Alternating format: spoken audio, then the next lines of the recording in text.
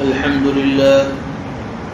لله نحمده ونستعينه ونستغفره ونؤمن به ونتوكل عليه ونعوذ بالله من شرور أنفسنا ومن سيئات أعمالنا من يهد الله فلا مضل له ومن يضلله فلا هادي له ونشهد أن لا إله إلا الله وحده لا شريك له ونشهد أن سيدنا ومولانا محمدا عبده ورسوله وبارك وسلم تسليما كثيرا أما بعد فأعوذ بالله من الشيطان الرجيم بسم الله الرحمن الرحيم ربنا وابعث فيهم رسولا منهم يتلو عليهم آياتك ويعلمهم الكتاب والحكمة ويزكيهم إنك أنت العزيز الحكيم صدق الله العظيم.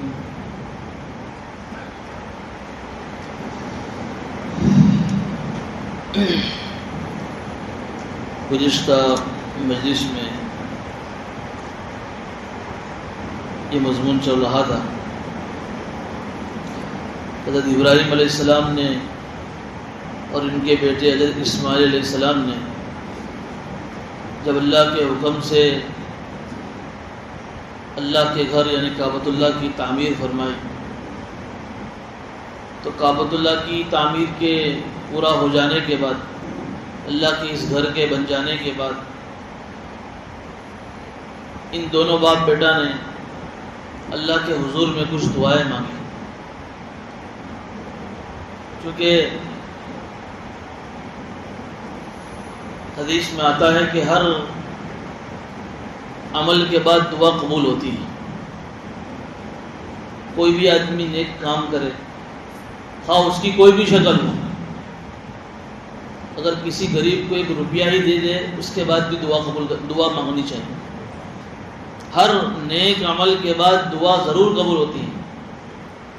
اس لیے ہر فرض نماز کے بعد بھی ایک مختصر دعا بتائی، اللہم انت السلام ومنک السلام تبارکت یا ذی الجلال والاکرام.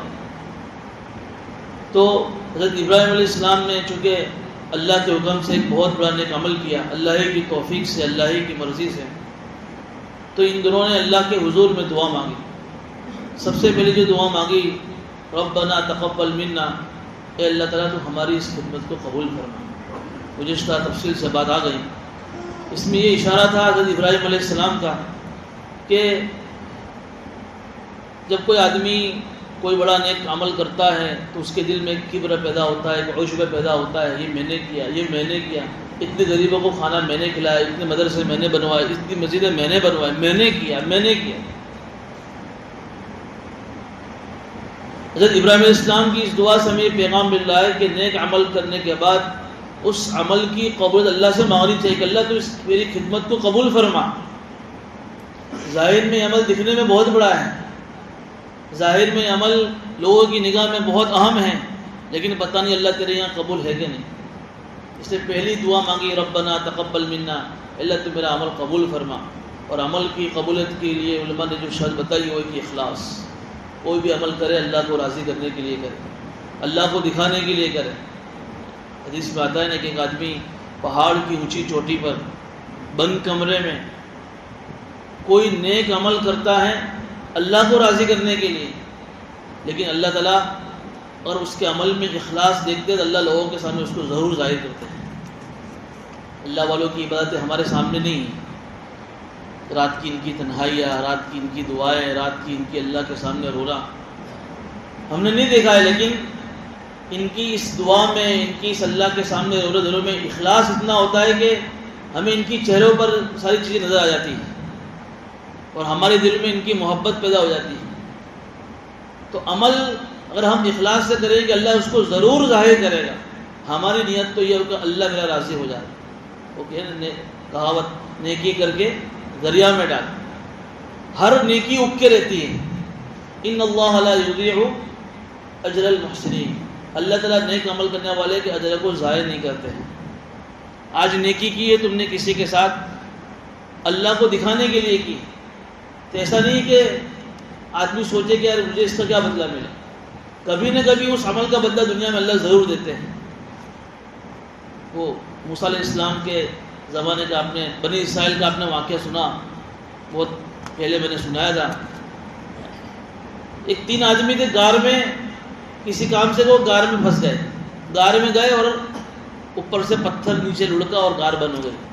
غار یعنی گفا. اب تینوں آدمی ایسے پھنسے کہ پتھر ہٹ نہیں رہا ہے.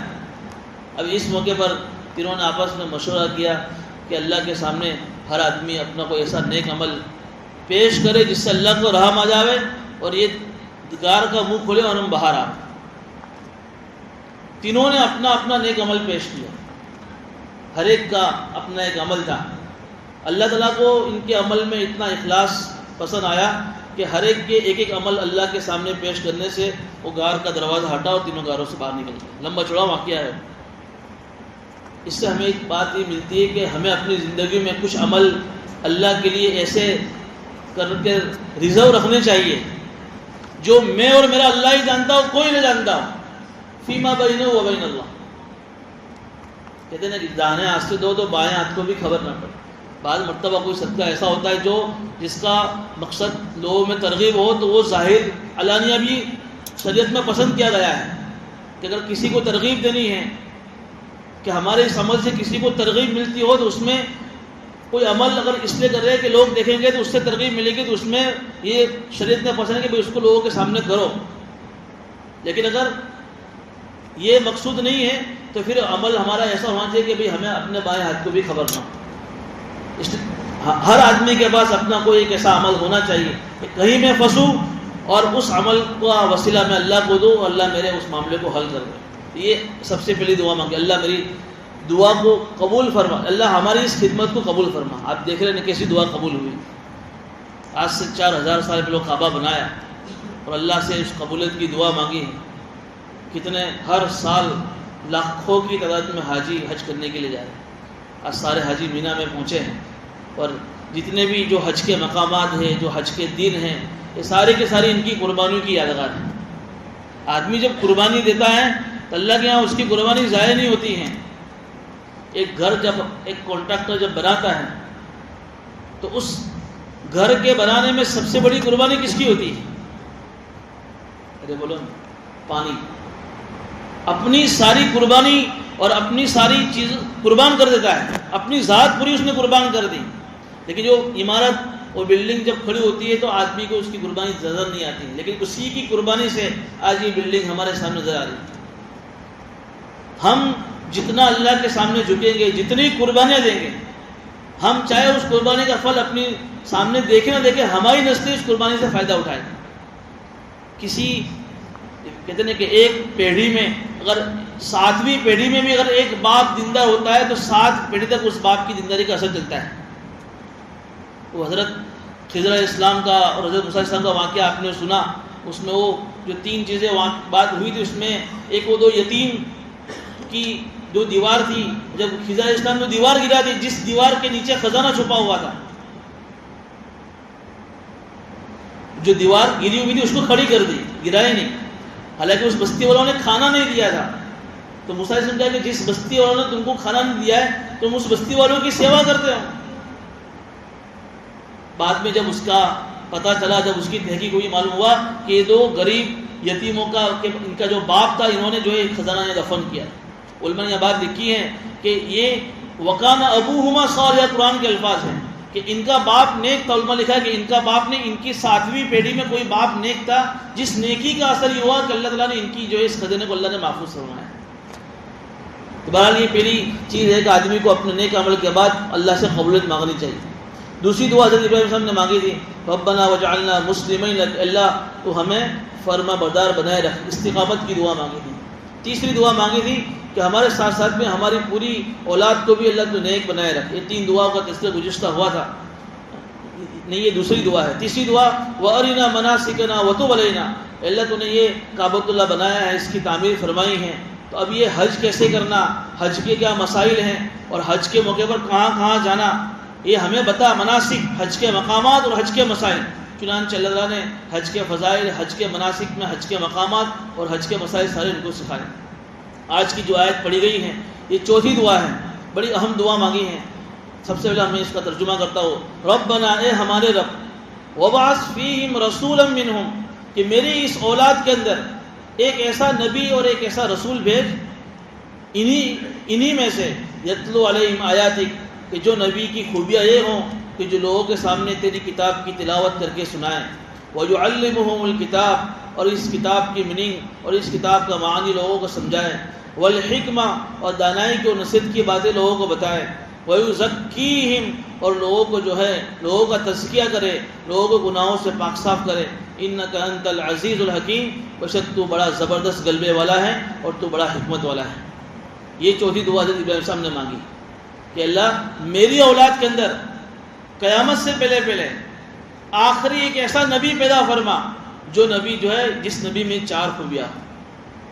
اس لیے علماء نے لکھا ہے کہ جو آخری نبی آئے ہیں یہ حضرت ابراہیم علیہ السلام کی اولاد میں سے آئے اور وہ تاجدار مدینہ سرکار دو عالم صلی اللہ علیہ وسلم۔ جس وقت یہ دعا مانگی جا رہی ہے حضرت ابراہیم علیہ السلام کے ایک بیٹے حضرت اسماعیل علیہ السلام تھے، حضرت اسحاق علیہ السلام نہیں تھے۔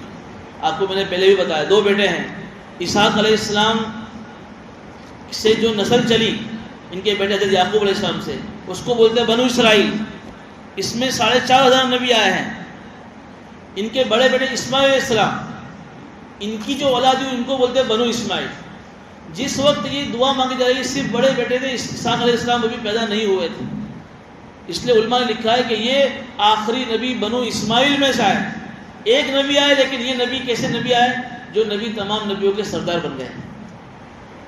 لیکن آج یہ موسیٰ علیہ السلام کے ماننے والے اور یہ یہودی اور عیسیٰ یہ اس بات کو ثابت کر رہے ہیں کہ نہیں، یہ آخری نبی جو ہے ہمارے خاندان میں سے، اسی بات ثابت کرنے کی کوشش کر رہے ہیں، اور انہوں نے اس میں تورات کے اندر بہت ساری تبدیلیاں بھی کی ہیں۔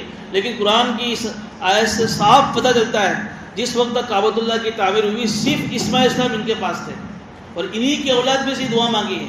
تو یہ اسماعیل اسلام کے خاندان سے حضور اکرم صلی اللہ علیہ وسلم تشریف لائے۔ اس لیے حضور اکرم صلی اللہ علیہ وسلم فرماتے ہیں کہ میں کنت نبیا وآدم بین الماء والطین، کہ میں تو اس وقت سے نبی ہوں جبکہ ابھی حضرت آدم علیہ السلام تو گارے اور مٹی کے درمیان تھے۔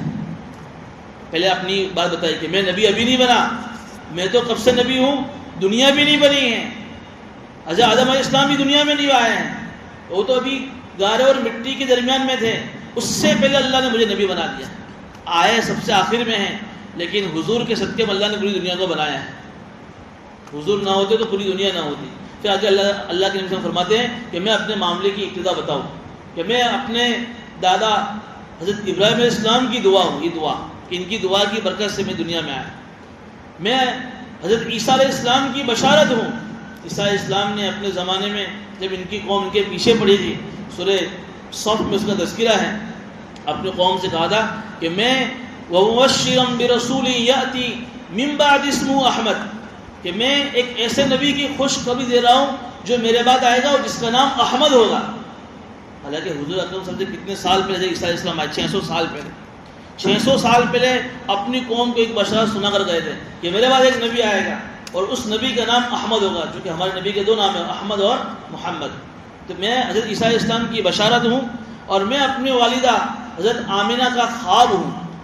ان کی والدہ جب آپ صلی اللہ علیہ وسلم کی والدہ جب حمل سے تھی تو انہوں نے خواب دیکھا کہ میرے پیٹ سے ایک نور نکلا، اور اس نور سے میں نے دیکھا کہ اس نور کی روشنی میں خواب میں دیکھ رہی ہوں کہ ملک شام کے جو بڑے بڑے محلات جگمگا رہے ہیں، چمک رہے ہیں، جس کی وجہ سے جو ہے شرک ختم ہوا اور پوری دنیا کے اندر اسلام کی روشنی پھیلی۔ تو کہا کہ میں حضرت آمنہ کا خواب ہوں، ابراہیم علیہ السلام کی دعا کی برکت ہوں، حضرت عیسیٰ علیہ السلام کی بشارت ہوں، اور اپنی والدہ حضرت آمنہ کا خواب ہوں۔ اب اس آیت کے اندر جو ہے حضرت ابراہیم علیہ السلام نے 4 چیزیں بیان، دعا میں 4 چیزیں مانگی، ایسا نبی مجھے دینا جس نبی کے اندر 4 چیزیں ہوں۔ اسی کو علماء نے فرمایا کہ حضور اکرم صلی اللہ علیہ وسلم جب دنیا میں آئے، انہی 4 مقاصد کو آپ نے دنیا میں پیغام پھیلایا ہے، اور انہی 4 مقصد پر آپ نے محنت فرمائی۔ سب سے پہلا جو مقصد حضور کے دنیا میں آنے کا، یتلو علیہم آیاتک، کہ آپ کا پہلا مقصد یہ ہوگا اور آپ کی سب سے پہلی بنیادی ضرورت یہ ہوگی کہ آپ لوگوں کو اللہ کی کتاب پڑھ کر سنائیں گے۔ چنانچہ حضور اکرم صلی اللہ علیہ وسلم پر جو کتاب قرآن کی شکل میں نازل ہوئی، حضور اکرم صلی اللہ علیہ وسلم نے جیسا قرآن آپ پر نازل ہوا تھا بعینی ویسا قرآن امت تک پہنچایا ہے۔ یہ قرآن سے بھی ایک ایسی کتاب ہے کہ کہ اس کے زبر زیر پیش میں ذرا برابر تبدیلی نہیں ہوئی ہے، ورنہ ایک مصنف، ایک لیکھک، ایک رائٹر جو کتاب لکھتا ہے اس کے وہ ابھی حیات ہوتا ہے اور اس کی زندگی میں اس کی کتابوں میں وہ ساری تبدیلیاں ہو جاتی ہیں، لوگ کر ڈالتے ہیں. لیکن قرآن ایک ایسی مقدس کتاب ہے کہ جیسی اللہ کے نبی صلی اللہ علیہ وسلم پر نازل ہوئی مین و عن ایسی اس کتاب کو حضور اکرم صلی اللہ علیہ وسلم نے ہم تک پہنچایا. اس کے بعد مرتبہ جب حضور اکرم صلی اللہ علیہ وسلم پر قرآن کی کوئی آیت نازل ہوتی تھی تو جبرائیل اسلام اس وحی کو لے کر آئے ہیں، اور اس وحی کی وجہ سے حضور اکرم صلی اللہ علیہ وسلم پر بہت بوجھ پڑتا تھا. تو آپ اس وحی کو جو حضرت جبرائیل اسلام آپ پر نازل کر رہے ہیں اس کو اپنی زبان پر لانے میں جلدی کرتے تھے کہ کہیں میں بھول نہ جاؤں. قرآن کو کہنا پڑا کہ لا تعجل، جلدی مت کریے نبی جی، ہم نے اس قرآن کو اتارا ہے، ہم ہی اس کو پڑھوائیں. چنانچہ جب وہ وحی ختم ہوتی تھی بعینہ وہ قرآن حضور اکرم صلی اللہ علیہ وسلم کے سینے مبارک میں محفوظ ہو جاتا تھا. اب جو صحابہ آپس میں بیٹھے ہوتے تھے، کسی کے پاس ہڈی ہوتی، کوئی ہڈی وہ اس آیت کو لکھ لیتا، کسی کے پاس درخت کا پتا ہوتا وہ درخت وہ اس آیت کو لکھ، جس کے پاس جیسی شکل میں جو چیز ہوتی وہ قرآن کریم کی اس آیت کو اپنے پاس محفوظ کر لیتا. آج 1400 سال ہو گئے، قرآن کریم کے اندر ذرا برابر تبدیلی نہیں آئی اور قیامت تک تبدیلی نہیں آئی. اور یہ پہلا حضور اکرم صلی اللہ علیہ وسلم کا مشن اور پیغام اور مقصد تھا یہ کہ قرآن کریم کی تلاوت کو حضور اکرم صلی اللہ علیہ وسلم نے جو ہے پوری دنیا میں زندہ فرمایا. آج کچھ لوگ ایسے جو اعتراض کرتے ہیں کہ کیا ضرورت ہے قرآن کریم کی تلاوت کرنے کی، کیا ضرورت ہے قرآن کریم کا رٹا مارنے کی، عربی تو سمجھ میں آتا نہیں تمہارے کو، پھر کیا مطلب اس کا پڑھنے کا. تو یہ چیز ہم کو معلوم ہونی چاہیے کہ دوسری کتابوں میں اور قرآن کریم کے اندر بنیادی فرق یہ ہے کہ قرآن نام ہے الفاظ کا بھی اور قرآن نام ہے اس کے معانی کا بھی. دوسری آپ کتابیں ہیں اس کے الفاظ کی کوئی حیثیت نہیں ہوتی ہے، آپ اس کا میننگ سمجھ گئے ہیں کافی ہے آپ کے لیے. باقی آپ اس کے الفاظ بھول گئے یا آپ کو اس کے الفاظ یاد نہیں رہے کہ آپ اس کو اپنے حساب سے سمجھا پا رہے ہیں، سمجھ گئے ہیں، آپ کے لیے کافی ہے. لیکن قرآن کریم میں ایسا نہیں ہے، جہاں اس کے معنی مقصود ہیں وہاں اس کے الفاظ بھی مقصود ہیں. ورنہ پھر کیا ضرورت تھی صحابہ کرام کو جن پر قرآن کریم جو اس امت کے سب سے پہلے مخاطب تھے، عربی داں تھے نا، عربی گرامر ان کے جو ہے گھٹیوں میں پڑا ہوا تھا. قرآن کی ایک آیت نازل ہوتی اس کا قرآن کریم کا اس آیت کا سیاق و سباق اس کا پورا گرامر آپ صحابہ سمجھ جاتے تھے. پھر کیا ضرورت تھی صحابہ کرام کو کہ قرآن کریم کی تلاوت کو اپنی زندگی کا معمول بنایا جائے. آپ کو ایسے صحابہ بھی ملیں گے جنہوں نے پوری زندگی روزانہ قرآن کریم پورا قرآن ایک دن میں روزانہ ختم کرتے تھے. کچھ صحابہ ایسے ملیں گے جو 3 دن میں قرآن ختم کرتے تھے، اور اکثر بلکہ زیادہ تر صحابہ کا یہ معمول تھا 7 دن میں قرآن کریم کو ختم کرنے کا. اس لیے آپ قرآن کریم میں دیکھیں گے 7 منزلیں آتی ہیں قرآن کے اندر. فمی بشوقن سورہ فاتحہ سے شروع ہوئی، سورہ مائدہ پر ختم ہوئی، 6 پارے میں ایک منزل ختم ہوئی، یہ ایک دن میں 6 پارے. پھر اس کے بعد 6 پارے سے شروع ہوئی اور سورہ یونس پر جو 11ویں پارے میں دوسری منزل ختم ہوتی ہے. اس کے بعد پھر تیسری منزل جو سورہ یونس سے شروع ہوتی ہے سورہ بنی اسرائیل پر جو 15ویں پارے پر ہے. اس کے بعد 15ویں پارے سے تیسری منزل شروع ہوتی ہے تو چوتھی منزل ہوتی ہے سورہ شعراء جو 19ویں پارے میں ہے. اس کے بعد جب سورہ شعراء سے وہ چوتھی منزل شروع ہوتی ہے تو ختم ہوتی ہے 5ویں منزل سورہ والصافات جو 23ویں پارے میں ہے. پھر اس کے بعد والصافات جو 23ویں پارے میں ہے جو 6ٹھی منزل ہے وہاں سے شروع ہوتی ہے. یہ 7ویں منزل سورہ قاف پر آ کر ختم ہوتی ہے. سورہ قاف پر 5ویں، سورہ قاف سے 7ویں. یہ 7 منزلیں قرآن کریم کے اندر، مطلب ایک منزل میں 6 یا 6.5 پارے ہوتے ہیں. اکثر صحابہ کا یہ معمول تھا کہ 7 دنوں میں قرآن کریم کو ختم کر دیتے تھے، اور اس کے بعد کے اندر بھی اکابرین کا یہ معمول رہا ہے. تو یہ جو اعتراض پوری دنیا میں آج چلایا جا رہا ہے باطل کی طرف سے سمجھو، یا جو لوگ بھولے بھالے مسلمان ان کا شکار بن کر بہت سارے مسلمان میں ایسا کہہ رہے ہیں کہ کیا ضرورت ہے قرآن کریم کا رٹا مارنے کی، قرآن کریم کو سمجھو. ہاں سمجھنا بھی ضروری ہے، صرف پڑھنے پر ہمیں اکتفا نہیں، آگے وہ آ رہا ہے اس کا مقصد. لیکن یہ کہنا کہ صرف تلاوت کرنے سے فائدہ کیا، یہ ایک بہت بڑا پروپیگنڈا ہے، ایک بہت بڑی سازش ہے. ورنہ حضور اکرم صلی اللہ علیہ وسلم کو پھر قرآن کریم کے فضائل کی تلاوت کے فضائل بیان کرنے کی ضرورت کیا تھی؟ کیسے کیسے فضائل، حضرت شیخ نے فضائل قرآن میں کتنے ساری حدیثیں جمع کر دی ہیں فضائل قرآن کے اوپر، کہ تم ایک حدیث میں تو یہاں تک کہا کہ کسی آدمی کو اگر قرآن کی تلاوت کرنے سے دعا مانگنے کی فرصت نہیں ہے تو اللہ اس کو وہ دے گا جو وہ دعا میں نہیں مانگ سکتا ہے. قرآن کریم کی تلاوت پڑھنے سے اس کو فرصت اتنی نہیں کہ وہ دعا مانگے، تو دعا مانگنے والے سے اللہ اس کو زیادہ دے گا۔ اور ایک حرف پڑھو قرآن کریم کا، ایک حرف پر 10 نیکی۔ پھر حضور نے فرمایا الف لام میم، میں یہ نہیں کہتا کہ الف ایک حرف ہے، لام ایک حرف ہے، میم ایک حرف ہے۔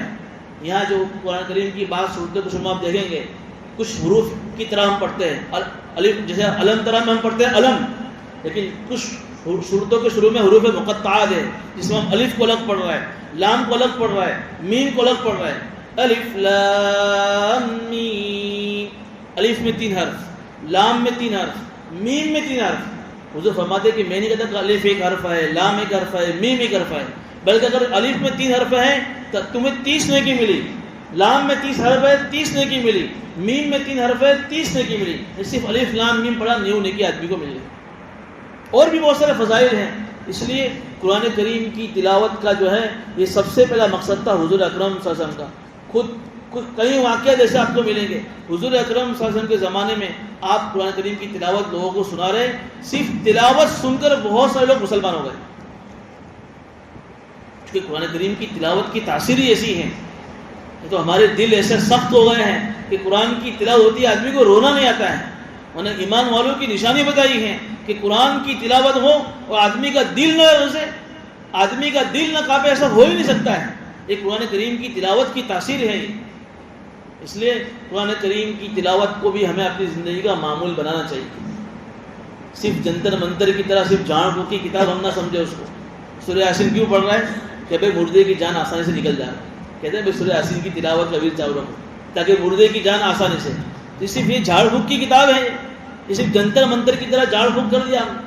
بیماری کے موقع پر، مصیبت کے موقع پر، دکان کے مکان کے اڈگھٹن کے موقع پر ہم کو قرآن یاد آ رہا ہے، لیکن زندگی کا ہم نے معمول ہی نہیں بنایا ہے۔ الا بذکر اللہ تطمئن القلوب، کبھی ایسا لگے کہ دل بے چین ہے، دل میں بے سکونی ہے، دل غمگین ہے، دل اداس ہے، قرآن کی تلاوت پڑھو، قرآن کی تلاوت سن لو، آپ خود احساس کریں گے کہ قرآن کی تلاوت کے پڑھنے سننے سے اپنے دل کو کتنا سکون ملتا ہے۔ یہ حضور اکرم صلی اللہ علیہ وسلم کا جو ہے یہ پہلا مقصد بتایا۔ آج جتنے بھی دنیا میں مکاتب جو قائم ہوئے ہیں اسی مقصد کے تحت ہو رہے ہیں۔ جتنے بھی مکاتب جو چل رہے ہیں ہمارے اس ہندوستان میں اور پورے ملک کے اندر، یہ حضور اکرم صلی اللہ علیہ وسلم کے دنیا میں آنے کے 4 مقصد میں سے پہلے مقصد کو پورا کر رہے ہیں۔ جو علماء کرام مکاتب میں قرآن کریم کی خدمت کر کر بچوں کو نازلہ قرآن کریم پڑھا رہے ہیں، وہ کوئی فضولیات کا کام نہیں کر رہے ہیں، وہ بھی دین کا ہی کام کر رہے ہیں، وہ بھی دین کی خدمت کر رہے ہیں۔ اگر وہ اس کے بدلے میں اگر کچھ معاوضہ لے رہے ہیں، کچھ تنخواہ لے رہے ہیں، کچھ پگا لے رہے ہیں، وہ اپنا وقت دے رہے ہیں، اس کے بدلے میں لے رہے ہیں، لیکن یہ سمجھنا کہ یہ تو اس کے بدلے میں تنخواہ لے رہے ہیں، یہ تو اس کے بدلے میں معاوضہ لے رہے ہیں، یہ دین کی خدمت تھوڑی ہے۔ ارے ان کے بھی بیوی بچے، ان کے ساتھ بھی ساری ضرورتیں لگی ہوئی ہیں، وہ اپنا جو وقت دے رہے 4-5 گھنٹے کا، اس وقت کا کے حساب سے وہ معاوضہ اور تنخواہ لے رہے ہیں۔ باقی جو یہ خدمت ہے یہ بھی بہت بڑی خدمت ہے۔ قاری صدیق صاحب باندھوی رحمۃ اللہ نے تو مکاتب میں پڑھانے والے علماء کے اساتذہ کے بڑے فضائل بیان فرما رہے ہیں کہ میرے نزدیک تو مکاتب میں پڑھانے والے قرآن کریم کے اندر جو علماء ہیں ان کا مقام کتب اور ابدال سے بھی بڑھ کر ہے۔ حالانکہ کتب ابدال بہت اونچے مقام کی ہستیاں ہیں، لیکن یہ بہت بڑی خدمت ہے یہ کہ جو ہمارے بچے، ایک ماں باپ کی ذمہ داری نہیں ہوتی ہے کہ اپنے بچوں کو قرآن پڑھائے، لیکن ماں باپ بیچارہ پڑھا ہوا نہیں ہے تو وہ مکتب میں بھیج رہے ہیں۔ یہ غنیمت سمجھنا ہے ہمیں اس مکتب کی نعمت کو۔ یہ علامہ اقبال جب اسپین سے آئے تھے اور جب انہوں نے اسپین کا دورہ کیا تھا تو انہوں نے کہا تھا کہ میں اسپین جانے کے بعد یہ بات کہنے پر مشہور ہو رہا ہوں کہ ہمارے ملک کے اندر یہ مکاتب کا جو سلسلہ ہے یہ غنیمت ہے، اس کو غنیمت سمجھو۔ اس کو وہاں مسجد قرطبہ جہاں بڑے بڑے اللہ والے اور حدیث کے معرخین، مفسرین، محدثین پیدا ہوئے، جہاں سے اللہ نے حدیث کا علم حدیث کا کام لیا ہے، بڑے بڑے امام بخاری، امام قرطبی، امام ترمذی، بڑے بڑے محدثین گزرے ہیں۔ ایسے علاقوں میں جب یہ مکتب جو ہے ان کا جب تسلط ہوا ہے صلیبی جنگوں کے بعد، تو گھر کے اندر قرآن کریم رکھنا جرم ہو گیا تھا۔ قرآن کریم پڑھنا نہیں، رکھنا جرم تھا۔ یہ کسی کی مجال نہیں تھی کہ قرآن کریم کی تلاوت کر سکے۔ سرنگوں میں لوگوں نے جو ہے مکاتب بنائے تھے اور چھپ چھپ کر معلمین لوگوں کو قرآن کریم کی تعلیم دی۔ آج یہ مکتب اگر ہمارے ہندوستان میں بند ہو جائے تو کیا ہوگا ہمارے بچوں کا؟ اس لیے تو علماء نے لکھا ہے کہ آج کے زمانے میں مکتب کی تعلیم فرض عین ہے، مدارس کی تعلیم فرض کفایہ ہے، مکتب کی تعلیم فرض عین ہے۔ یہاں صرف قرآن نہیں، قرآن کی تلاوت کے ساتھ ساتھ اسلامی عقائد، سیرت، انہیں اردو لکھنا پڑھنا اور ان کے ساتھ جو آداب و اخلاق اسلامی جو کلچر ہے، اسلام جو تہذیب وہ مکاتب میں سکھائی جاتی ہے۔ اگر یہ مکاتب نہ ہو تو ہمارا بچوں کا ایمان محفوظ نہیں رہ سکتا ہے۔ صرف ہمارے بچے اسکول جائے اور یہ مکتب نہ ہو تو بہت بڑی جو ہے یہ بات ہے کہ ہمارے بچے اسلام سے نکل جائے۔ ابھی آپ نے سنا نا یہ بات چل رہی ہے کہ اسکول کا ٹائم ایسا بنایا جا رہا ہے صبح 9 سے لے کر 4 بجے تک، کہ بھئی اس ٹائم کو ایسا بناؤ کہ بچے نہ صبح مکتب جا پائے نہ شام کو مکتب جا پائے۔ ظاہر سی بات ہے کہ صبح 9 بجے جائیں گے تو کم سے کم ماں باپ کو 1 گھنٹے پہلے تو بچہ چاہیے نا اپنے پاس۔ 8 بجے اگر تم چھوڑو گے تو بچے کو مدرسے میں کب بلاؤں گے؟ 4 بجے بچہ اسکول چھوٹے گی، گھر آ کر 5 بجیں گے، عصر کا وقت ہو گیا، مغرب پر ٹیوشن جانا ہے، عشاء بعد بچے کو آرام کرنا ہے، کون سے وقت میں بچہ مکتب میں آئے گا؟ یہ ساری پلاننگ چل رہی ہے ان کی، بے کسی طریقے سے بس ان ساری چیزوں پر بریک لگائی جاتی ہے۔ اس لیے ہمیں جو اس کو قدر کی نگاہ سے دیکھنا ہے، اس میں پرانا جو علماء ان کو بھی قدر کی نگاہ سے دیکھنا ہے کہ بڑا یہ کام کر رہے ہیں، ہماری نئی نسل کی ایمان کی حفاظت کا کام کر رہے ہیں۔ تو یہ پہلا مقصد ہے یتلو علیہم آیاتی۔ اب دوسرا اور تیسرا چوتھا مقصد صرف میں ترجمہ کر لیتا ہوں، اس کو انشاءاللہ آئندہ بیان کریں گے۔ دوسرا مقصد ہے تعلیم کتاب، کتاب کی تعلیم، یعنی قرآن کریم کے الفاظ کے ساتھ ساتھ قرآن کریم کی تعلیم، کہ قرآن کریم کے کیا معنی ہیں، قرآن کریم کی کیا تفسیریں ہیں۔ اس لیے کہ بہت سارے صحابہ، میں مجھے آئندہ سناؤں گا کہ بہت سارے صحابہ باوجود کہ عربی جاننے کے کچھ آیتیں ایسی تھی جن کو ان کے سمجھ میں نہیں آتی تھی، آپ سنیں گے تو حیران رہ جائیں گے۔ حضور کا دوسرا مقصد یہ تھا کہ قرآن کے الفاظ کی تلاوت کے ساتھ ساتھ قرآن کو لوگوں کو سمجھا دیتے ہیں۔ تیسرا مقصد تھا والحکمہ، کہ قرآن کریم کی تلاوت کے بعد، تعلیم کے بعد تیسرا جو مقصد تھا حکمت، دانائی کی باتیں، نصیحت کی باتیں، جو پوری حدیث کا ذخیرہ ہمارے سامنے ہے، یہ حضور کا جو ہے تیسرا مقصد ہے۔ چوتھا مقصد ہے وَيُزَكِّيهِمْ، لوگوں کو جو ہے ظاہر اعتبار سے اور باطن اعتبار سے گناہوں سے پاک صاف کرنا۔ اِنَّكَ أَنْتَ الْعَزِيزُ الْحَكِيمُ، اللہ تعالیٰ بڑا زبردست ہے، اللہ بڑا حکمت والا ہے۔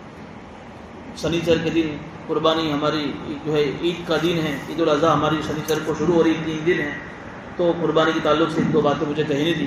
پہلی بات تو یہ ہے کہ گزشتہ سال میں نے کہی تھی کہ قربانی کے نصاب کے تعلق سے بہت ساری باتیں ہمارے دماغوں میں چلتی ہیں جو چلی آ رہی ہیں۔ کچھ لوگ یہ سمجھتے ہیں کہ ہمارے گھر کے اندر اگر گھر کا ایک وڈیل ہے، ذمہ دار قسم کا آدمی ہے، اگر وہ قربانی کر لیتا ہے تو پورے گھر والوں کی طرف سے قربانی ادا ہو جاتی ہے۔ بہت سارے لوگ ابھی بھی پوچھتے ہیں کہ کیا مول صاحب گھر میں ہمارے ابا کر لے ہم سب کی طرف سے ادا ہو جائے گی؟ یہ غلط فہمی ہے۔ ہر مسلمان عاقل بالغ، مسلمان عاقل بالغ مرد ہو یا عورت ہو، وہ صاحب نصاب ہے، اس پر قربانی واجب ہے۔ گھر میں ایسے 5 لوگ ہیں، 5 صاحب نصاب ہے، عاقل بالغ مسلمان مرد عورت ہے، ان 5 پہ قربانی آئے گی۔ اب ایک نصاب زکوٰۃ کا ہے جو تھوڑا مشکل ہے، جس میں ایک آدمی کے پاس 3 چیزیں، سونا چاندی، اس کے بعد کیش رقم، یا نمبر 3 پر مالی تجارت۔ ان تینوں میں سے کوئی ایک شکل میں آدمی کے پاس اتنی رقم ہو جتنی رقم سے 612 گرام چاندی خرید سکتا ہو، اتنی کیش رقم ہو یا اتنا سونا چاندی ہو یا اتنا مالی تجارت ہو، تو اس پر زکوٰۃ فرض ہوتی ہے اگر اس پر سال پورا ہو جائے۔ قربانی کا نصاب تھوڑا آسان ہے کہ ان تینوں کے ساتھ ساتھ، مان لو ایک آدمی کے پاس سونا نہیں ہے، چاندی نہیں ہے، مالی تجارت بھی نہیں ہے، بینک بیلنس بھی نہیں ہے، کیش رقم بھی نہیں ہے، لیکن اس کے پاس اس کے گھر میں کچھ چیزیں ضرورت سے زائد ایسی رکھی ہوئی ہیں جو سال بھر میں یوز نہیں ہوتی ہیں۔ مان لو کہ ایک آدمی اس کا گھر ہے، اس کے گھر میں بہت سارے برتن ایسے رکھے ہوئے ہیں، جیسے ہمارے ہے نا شوکیس میں لگتے پتل کے، تانبے کے برتن، سال بھر میں ایک بھی مرتبہ یوز نہیں ہوتے ہیں، اور اس کی قیمت اگر 612 گرام چاندی کی نصاب کو پہنچ گئی تو اس پر قربانی واجب ہو جائے گی۔ ہمارے پاس 2 گاڑی ہیں، ایک گاڑی سے میری اپنی ضرورت پوری ہو رہی ہے، ایک گاڑی ایکسٹرا رکھی ہوئی ہے، سال بھر میں کبھی بھی یوز نہیں ہو رہی ہے، اور اس گاڑی کی قیمت 612 گرام چاندی کی نصاب کو پہنچ جا رہی ہے، اس پر قربانی واجب ہو گئی۔ 2 موبائل ہے، ایک موبائل ضرورت کا، ایک موبائل ایکسٹرا رکھا ہوا ہے، صرف ایکسٹرا ہے، کوئی اس کا کام نہیں، ہاں ضرورت میں استعمال ہو رہا ہے تو 3 موبائل 4 موبائل پر بھی قربانی نہیں آئی۔ ایک موبائل سے کام پورا، دوسرا موبائل ایسے رکھا ہوا ہے اور اس کی قیمت 612 گرام چاندی کے نصاب کو پہنچ رہی ہے، اس پر قربانی ہو۔ خلاصہ یہ ہے کہ جس آدمی کے پاس ضرورت سے زائد کوئی ایسا سامان ہے جو سامان سال بھر میں کبھی یوز نہیں ہوتا ہے اور اس کی قیمت قربانی کا جو نصاب ہے جو 600 گرام چاندی کا جو قیمت ہے اس کی قیمت کو پہنچ کر اس پر قربانی واجب ہو جائے گی. اس لیے اس کا خیال رکھنا ہے. خاص کر کے ہماری عورتوں کو تو قربانی واجب ہو ہی جاتی ہے. اور زکوٰۃ میں تو ایک اصول یہ بھی ہے کہ سال پورا ہونا ضروری ہے. آج ایک رمضان میں ایک آدمی صاحب نصاب بنا تو کل دوسرے روزے میں اس پر زکوٰۃ واجب نہیں ہوئے گی جب تک اس پر ایک سال پورا نہ ہو جائے. قربانی میں تو کیسا ہے کہ شنیوار کے دن قربانی ہے, جمعرات تک میرے پاس کچھ نہیں ہے, لیکن جمعہ کے دن میرے پاس کہیں سے لاکھ روپے آ گئے. ایک دن پہلا آ گئے لاکھ روپے, وہ لاکھ روپے 600 گرام کے نصاب کو پہنچ گئے, اس کو قربانی واجب ہو جائے گی. اس کا خیال رکھنا ہے. دوسری بات یہ کہ قربانی کے اندر جو ہم جانور خریدتے ہیں تو اس جانور کو جو ہے ہمیں تھوڑا اچھا تازہ موٹا خریدنا چاہیے. بعض لوگ جو ہے کم پیسوں کے چکر میں ایسے جانور خرید کے لاتے ہیں کہ جو دکھنے میں لا کر دبلا پتلا ہوتا ہے, عیب والا ہوتا ہے کہ چلو نہیں چلے گئے. ہم سے اللہ نے اپنی اولاد کی قربانی تو نہیں مانگی ہے. تو جو قربانی حضرت ابراہیم صاحب سے اللہ نے جو ہم سے نہیں مانگی ہے وہ تو ہم کو جو ہے ان کی اس قربانی کی رسم کو صرف ادا کرنا ہے. تو کیا ہم اتنا بھی نہیں کر سکتے ہیں کہ اچھا تازہ موٹا جانور لائے؟ دکھاوے کی نہیں, ایسے نہیں. لوگ مارکیٹ میں اگر گھومتے ہیں اپنے بکرے کے ایسا نہیں کرنا ہے, اللہ کے لیے کرنا ہے لیکن اچھا موٹا ہو. حدیث میں آتا ہے کہ تمہاری قربانی کے جانور جتنے موٹے ہوں گے وہ پل ساتھ پہ تمہارے لیے گزرنے کے لیے ایک تمہارا ذریعہ بنیں گے. اس لیے اچھا جانور خریدنا ہے, بے عیب جانور خریدنا ہے. اور اس کے ساتھ ساتھ میں قربانی کے دن جب ہمارے گھروں میں کسائی آوے تو کسائی کو پہلے کہہ دے ہم جس طریقے سے کہیں گے تجھے اس طرح قربانی کر دیں گے. اکثر میں دیکھتا ہوں کہ کسائی اپنی چلاتے ہیں اور ہم کچھ نہیں کہتے ہیں. جانور ہمارا ہے, قربانی ہم کر رہے ہیں, پیسے ہم دے رہے ہیں, قربانی کی اجرت دے رہے تجھے, اور تو اپنی چلائے گا. جب تک 4 گلے میں جو 4 رگیں ہوتی ہیں جب تک 3 رگیں نہ کٹے تب تک جو ہے قربانی کا جانور ہمارے لیے حلال نہیں ہوتا ہے. بدن میں دوڑنے والا جو خون ہوتا ہے اس کو دم مسفوح بولتے ہیں. وہ خون سب کا سب نکلنا ضروری ہے جانور کے بدن سے. جب اس پر چھری چلائی ہے تو چھری چلاتے ہوئے تو کم سے کم 3 رگیں کٹنی چاہیے. اب یہ لوگ کیا کرتے ہیں, کسائی لوگ اتنی جو ہے چھری تیز چلاتے ہیں, 2 رگ کٹی اور بیچ میں اونڈی کھڑی چھری مار دیتے ہیں اور جانور کو فوراً ٹھنڈا کر دیتے ہیں. چونکہ ان کو دوسری جگہ جانا ہے نا, 10 جگہ جا کر ان کو جو اپنا دھندا کرنا ہو تو اپنا دھندا لے کر آئے ہیں. ہم کہیں گے جب تک 3 رگیں کٹ نہ جاوے تب تک تو اس پر کھڑی چھری نہیں مارے گا. جانور کو ٹھنڈا کرنے دو, 3 چھری لگ گئی, 3 رگیں کٹ گئی, جانور کو چھوڑ دو, آٹومیٹک سارا خون دم مسفوح اس کے اندر سے نکل جائے گا. بہت ساری چیزیں علماء نے لکھی ہے, موقع نہیں ہے کہ ایک تو اس میں قربانی کے جانور کے حرام ہونے کا تو مسئلہ ہے ہی, طبی اعتبار سے بھی ایسے گوشت کے بہت سارے نقصان ہیں. کہ اگر پورا جانور کا خون جس کو دم مسفوح بہنے والا خون بولتے ہیں وہ نہیں نکلا ہے اور تھوڑا سا خون اندر باقی رہ گیا اور گوشت تم نے کھایا تو اس گوشت سے بہت ساری بیماریاں پیدا ہو سکتی ہیں. کہ طبی اعتبار سے بھی مضر ہیں, شرعی اعتبار سے بھی ہمارے لیے نقصان دہ ہیں. اس لیے کسائی سے پہلے چوکھٹ کر لیں گے تو 1000 کے 1200 لینا, 200 روپئے زیادہ لینا, لیکن ہم کہیں گے اس سے تجھے کٹنا ہے. ورنہ وہ اپنی چلاتے ہیں اور یہاں ہمارے 50,000 کا جانور ہم خرید کر لے کر آئے ہیں, 200 روپئے کم چکر میں ایسے کسائی ہم خرید لا کر آتے ہیں جس سے ہمارے مسائل کھڑے ہو جاتے ہیں. اس لیے یہ بات کا بھی دھیان رکھیں. جب قربانی ذبح ہو رہا ہو جانور تو ایک تو ہم چونکہ قربانی کریں گے, ہم سری پھیریں گے تو ہمارے لیے اور ساتھ میں کسائی کا بھی حد ہوتا ہے. ان دونوں کے لیے بسم اللہ اللہ اکبر پڑھنا ضروری ہے. ہم پڑھ رہے ہیں, کسائی کے منہ میں مسئلہ ٹھوسا ہوا ہے, ارے میں تو من میں پڑھ لی تھی, یہ نہیں چلے گا, من میں پڑھیں گے تو زور سے بسم اللہ اللہ اکبر, جس سے وہ خود اپنے کانوں میں اس کے زبان حرکت کرنی چاہیے. اگر اس نے نہیں مسئلہ بھرا ہوا ہے اور ہم نے بسم اللہ اللہ اکبر کہا, اس نے نہیں کہا, ہمارا جانور حرام ہو جائے گا. ہاں اس کے ساتھ میں دوسرے جو اس کے مددگار ہوتے ہیں, جو پیر پکڑنے والے, جو رسی, ان کے لیے ضروری نہیں ہے, لیکن جو ہمارے ساتھ ہاتھ پھرا رہا ہے, چھری سلہ پھرا رہا ہے, اس کے لیے بھی بسم اللہ اللہ اکبر اس کو پہلے کہہ دے, مسئلہ تیرا تھوک دے, منہ صاف کر لے, اور جب جانور کے اوپر چھری چلے تو تیرے کو بھی بسم اللہ اللہ اکبر پڑھنا ہے. اس بات کا بھی ہمیں خیال رکھنا ہے. اس کے ساتھ ساتھ قربانی کا جو گوشت ہے, اس گوشت کے جو ہم 3 حصے کریں, ایک حصہ اپنے گھر میں رکھے, ایک حصہ ہمارے رشتہ داروں میں تقسیم کرے, اور ایک حصہ ہمارے غریبوں میں تقسیم کرے. چلے بہت سارے گھر ایسے ہوتے ہیں جن کو سال بھر تک جو ہے گوشت کھانا بھی نصیب نہیں ہوتا ہے. یہ ایک ایسا موقع ہوتا ہے سال بھر میں کہ اس وقت ہم ایسے موقع پر ہم ہمارے غریبوں کو, یتیموں کو, بیواؤں کو یاد رکھیں, تلاش کر کے ان کے گھروں تک جا کر گوشت پہنچائیں. علماء نے لکھا ہے کہ قربانی کا گوشت اگر اخلاص سے قربانی کی ہے نا، اس گوشت سے تقویٰ پیدا ہوتا ہے. اس نے خود بھی کھائے، ایسا نہیں کہ نہیں کھانا ہے، خود بھی کھائے، اپنے 3 حصے کرے، خود کھائے، رشتہ داروں کو دے اور اپنے غریبوں کے اندر بھی پہنچائے. اس لیے جو ہے نا حصے والی جو قربانی، اس کا مخالف نہیں ہوں، آدمی اگر مجبور ہے تو دیوے، لیکن اس نے تو جو ہے قربانی کی جان ہی ختم کر دی ہے. لوگ اس کو بہت سمجھتے ہیں، کنٹالا کرتے ہیں کہ آیا ٹائم نہیں، دکان پر گھر پہ عورتیں کنٹالا کرتی ہے اور باہر ہم لوگ کنٹالا کرتے ہیں. عورتیں کہتی ہیں یہ کیا جھنجھٹ تم نے لا کے رکھی. ان کو سمجھائے ہوئے قربانی کی حقیقت کیا ہے. یہ کیوں دنیا کے اندر ہزاروں نبی آئے ہیں، ہر نبی کو اللہ نے امتحانات سے گزارا ہے. تو ابراہیم علیہ السلام کا بھی واقعہ اللہ دوسرے نبی کی طرح قرآن میں نقل کر دیتے ہیں کہ باپ اپنے بیٹے کو لے کر گیا اور اسماعیل کے گلے پر چھری چلائی اور اس طریقے سے اسماعیل ذبح نہیں ہوئے، اوپر سے مینڈا آیا، قربانی ہو گئی. اور یہ واقعہ ہم سن لیتے ہیں اور تھوڑا سا ہم اس پر ہاں کسی زبردست قربانی. لیکن اللہ نے اس واقعے کو نقل کرنے کے بعد قیامت تک کے لیے اس ادا کو ہمارے لیے واجب کیوں کیا؟ تاکہ ہر ایمان والا بندہ جب قربانی کی اس رسم کو زندہ کر کے اپنے اسلام کو، ایمان کو تازہ کرے. یہ ہوتا ہے اصل اسلام. آسان نہیں ہے مسلمان ہونا، کتنی قربانی نہیں پڑتی اپنے آپ کو اللہ کے سامنے مسلمان پکا دکھانے کے لیے. کہ جس طریقے سے ابراہیم السلام نے اپنے بیٹے کی قربانی کر کے اللہ کے سامنے اپنی وفاداری دکھائی ہے. ہر سال قربانی کی رسم کو زندہ کروا کر ہم اللہ کے سامنے اپنی وفاداری دکھائے. اب یہ وفاداری کیا قربانی کے اس حصے والی قربانی میں ادا ہوں گے؟ پتہ نہیں کہاں قربانی ہو رہی ہے، کہاں ہو رہی ہے، کیا ہے کیا نہیں. تو اللہ نے اگر ہمارے پاس جگہ دی ہے، مال دیا ہے، پیسہ دیا ہے، وسعت دی ہے، ہمارے گھروں میں قربانی کریں. ہمارے گھروں کے بچوں کو، ہمارے گھروں کے عورتوں کو ہم اپنے سامنے ان کو رکھیں.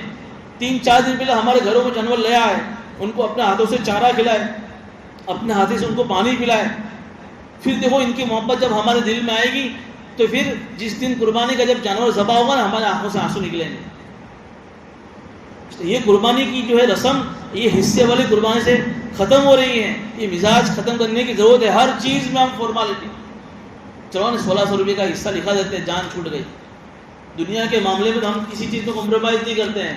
موبائل تو اچھے سے اچھا چاہیے، گاڑی تو اچھے سے اچھی ٹاپ ماڈل چاہیے، ٹاپ ماڈل چاہیے، نیچا نہیں. لیکن جب دین کا معاملہ آتا ہے نا، وہاں ہم ہر چیز میں کمپرومائز کرتے ہیں.